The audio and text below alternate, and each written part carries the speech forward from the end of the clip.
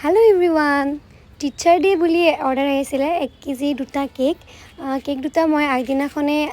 আবেলি দিব লাগিছিলে কিন্তু দিব লাগে গণেশগুৰি সেইকাৰণে হাজবেণ্ডে অফিচ যোৱা সময়ত নিব সেইকাৰণে মই ৰাতিপুৱা মৰ্নিং উঠিয়ে কেক কিটা বহাই দিছোঁ উঠি পেলাই বহাই দিছোঁ প্ৰথম কামটো হেতু কৰিছোঁ তাৰ পিছতহে ঘৰৰ কাম কৰিছোঁ কেক কিটা বহাই দি পেলাই তাৰ আসলমতে মোৰ অভেনটোত এটা বহাব পাৰি সেইকাৰণে আধা কাম কৰি আধা কেক বহাইছোঁ এনেদৰে কেক দুটা বহুৱাইছোঁ তাৰ পিছত গোটেই কামখিনি কৰি গা পা ধুই আজৰি হৈ 7:10-15 মানৰ পৰা মই কেকটো ষ্টাৰ্ট কৰিছোঁ আইচিং কৰা আসলমতে আজিকালি গৰম যিহেতু আৰু ইমান ৰ'দ দিছে এতিয়া বাৰু বতৰটো অকমান ভাল কৰিছে কিন্তু হলো গৰম ভাৱটো বহুতেই আছে আৰু কেকটো আগদিনাখনেই বনোৱা নাই যিহেতু ফ্ৰেছ বনাও জানে আপোনালোকে দুদিন আগত বনালে এটো কি ফ্ৰেছ হ'ব নহয়নে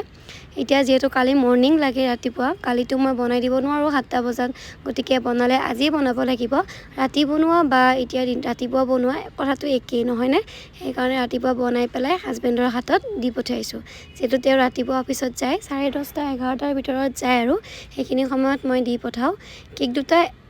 এগৰাকী হেয়াই লৈছে মোৰ মামাৰ ছোৱালী হয় তাই লৈছে তাই স্কুলৰ কাৰণে সেইকাৰণে ডিজাইনটো আপোনালোকৰ কেনেকুৱা লাগিছে কমেন্ট কৰি জনাব একেবাৰে সিম্পল হয় আৰু ইজিও হয় যিসকলে নতুনকৈ কৰি আছে এই কামটো তেওঁলোকেও বনাব পাৰিব আৰু টিচাৰ ডে অৰ্ডাৰ লৈ থকা হৈছে এতিয়াও আপোনালোকে অৰ্ডাৰ কৰিব পাৰে স্ক্ৰিনত থকা নম্বৰটোত যোগাযোগ কৰিব মই কেকৰ প্ৰাইস লিষ্টখন দিছো তথাপিতো জনাই দিও যে হাফ কেজি কেক মই 350 চাৰ্জ লৈ আছো যদি আপোনালোকে কাস্টমাইজ কৰে তেতিয়া অকমান প্ৰাইসটো বাঢ়িব